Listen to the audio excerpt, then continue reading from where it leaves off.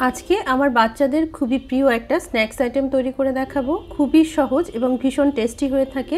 এটা একবার যদি আপনি বাসায় তৈরি করেন রোজই তৈরি করে খেতে ইচ্ছে করবে। আমি একটা ব্রয়লার চিকেনের ব্রেস্ট পিসটাকে শুধুমাত্র আদা আর রসুন দিয়ে সিদ্ধ করে নিয়েছি। এখন এই সিদ্ধ চিকেনটাকে 2টা কাঁটা চামচ দিয়ে ছোট ছোট টুকরো করে নিচ্ছি। এখন এই চিকেনটাকে একটা বলে উঠিয়ে একটা সাইডে রেখে দিচ্ছি। চুলায় একটা প্যান বসিয়ে এর মধ্যে আমি 2 টেবিল চামচ পরিমাণ তেল দিয়ে দিচ্ছি 1 টেবিল চামচ পরিমাণ কাঁচামরিচ কুচি, পেঁয়াজ কুচি দিচ্ছি 2 টেবিল চামচ পরিমাণ। এগুলোকে হালকা একটু সফট হওয়া পর্যন্ত ভেজে নিব। ভাজা হয়ে গেলে এর মধ্যে আমি গাজর কুচি দিচ্ছি, ক্যাপসিকাম কুচি দিচ্ছি আর বাঁধাকপি কুচি দিচ্ছি স্বাদ অনুযায়ী লবণ আর কিছুটা মটরশুঁটিও দিয়ে নিচ্ছি। এই সবজিগুলো কিন্তু নির্দিষ্ট নয়, আপনার কাছে যে সবজিগুলো খেতে ভালো লাগে কিংবা অ্যাভেলেবেল থাকে সেগুলোই কিন্তু আপনারা দিয়ে নিতে পারেন। এবারে সব কিছুকে নেড়েচেড়ে ভালো করে একটু মিলিয়ে নিব। মেশানো হয়ে গেলে সবজিটাকে জাস্ট 2 মিনিটের জন্য একটু রান্না করে নিব। এরই মধ্যে কিন্তু সবজিটা অনেকটাই নরম হয়ে যাবে। এই পর্যায়ে সবজির সাথে আমি সিদ্ধ চিকেনটাকে অ্যাড করে দিচ্ছি, তবে আপনারা চাইলে কিন্তু চিকেন ছাড়া শুধু সবজি দিয়েও তৈরি করে নিতে পারেন। এখন এর মধ্যে দিয়ে নিচ্ছি 1/2 চা চামচ পরিমাণ ব্ল্যাক পেপার পাউডার, চিনি দিচ্ছি 1/2 চা চামচ পরিমাণ, সয়া সস দিচ্ছি 1 টেবিল চামচ পরিমাণ, টমেটো সসও দিচ্ছি 1 টেবিল চামচ পরিমাণ আর লেবুর রস দিচ্ছি 1 চা চামচের মতো। এখন সব কিছুকে নেড়েচেড়ে খুব ভালো করে মিলিয়ে নিব। এরপর এটাকে আরও প্রায় মিনিট 2-এর মতো রান্না করে নিব। এই পর্যায়ে খেয়াল রাখতে হবে ভেজিটেবলের গায়ে যে পানি ছিল এটা যেন পুরোপুরি শুকিয়ে যায়। তো দেখুন ভিউয়ার্স, ভেজিটেবলটা প্রায় শুকনো শুকনো হয়ে এসেছে। এখন আমি এটাকে চুলা থেকে উঠিয়ে নিচ্ছি।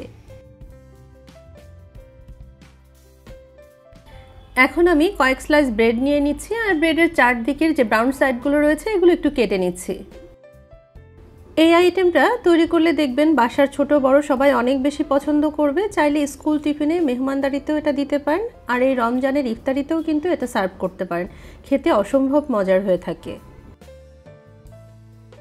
এখন অন্য একটা মিক্সিং বলে দিয়ে নিচ্ছি 2 টেবিল চামচ পরিমাণ কর্নফ্লাওয়ার। কর্নফ্লাওয়ারটাই ব্যবহারের চেষ্টা করবেন, তবে কর্নফ্লাওয়ার যদি আপনাদের হাতে না থাকে তাহলে এর পরিবর্তে 1/2 কাপ পরিমাণ লিকুইড মিল্কও ব্যবহার করতে পারেন। এখন এর মধ্যে 1/2 কাপ পরিমাণ পানি দিয়ে এটাকে খুব ভালো করে মিক্স করে এর মধ্যে আগে কেটে রাখা পাউরুটির স্লাইসগুলোকে একটা একটা করে ডিপ করে তারপরে হাত দিয়ে এভাবে চেপে এক্সট্রা পানিটাকে ফেলে দিচ্ছি। দেখুন ভিজিয়ে নেওয়া এই পাউরুটিটা কিন্তু অনেক সফট হয়ে গিয়েছে। এখন এর মধ্যে আগে তৈরি করে রাখা সেই পুর থেকে সামান্য কিছুটা পুর নিয়ে এই ব্রেডের মাঝখানে দিয়ে এটাকে হাত দিয়ে চারদিক থেকে ফোল্ড করে একটা শেপ দিয়ে নিচ্ছি। আপনারা আপনাদের পছন্দ মতো রাউন্ড শেপ, ওভাল শেপ যে কোনো শেপ দিয়ে এই নাস্তাটা তৈরি করে নিতে পারেন। তারপর অন্য একটা প্লেটে আমি ব্রেড ক্রাম্বস নিয়ে নিয়েছিলাম, তার ভিতরে এই নাস্তাটাকে ভালো করে গড়িয়ে নিব। একটু চেপে চেপে ব্রেড ক্রাম্বসগুলো লাগিয়ে নিতে হবে। এই যে একটা স্ন্যাক্স তৈরি করা হয়ে গেল। একইভাবে সবগুলো স্ন্যাক্স আমি তৈরি করে নিয়েছি। এখন এগুলোকে ভাজতে যাচ্ছি। ভাজার জন্য চুলায় একটা প্যান বসিয়ে এর মধ্যে পর্যাপ্ত পরিমাণ তেল দিয়ে নিয়েছি। এখন গরম তেলের মধ্যে একে একে নাস্তাগুলোকে দিয়ে নিচ্ছি। এরপর চুলার আঁচ লো মিডিয়ামের মাঝামাঝি রেখে বারবার উল্টিয়ে পাল্টিয়ে নাস্তার ভিতরে ব্রাউন কালারটা নিয়ে আসতে হবে। একটু সময় নিয়ে ভাজবেন আর নাস্তার ভিতরে এভাবে একটু লালচে ব্রাউন কালার নিয়ে আসলে এটা খেতে অনেক বেশি ভালো লাগে আর উপরটা কিন্তু বেশ ক্রিস্পি হয়ে যায়। এই যে ভাজা হয়ে গিয়েছে, এখন একে একে সবগুলো নাস্তা আমি প্যান থেকে উঠিয়ে নিচ্ছি। অসম্ভব মজার হয়ে থাকে এই নাস্তাটা। একবার হলেও বাসায় তৈরি করবেন। আশা করছি আপনাদের কাছেও রেসিপিটা ভালো লাগবে। আজকে এ পর্যন্তই। সবাই ভালো থাকবেন। আল্লাহ হাফেজ। আসসালামু আলাইকুম।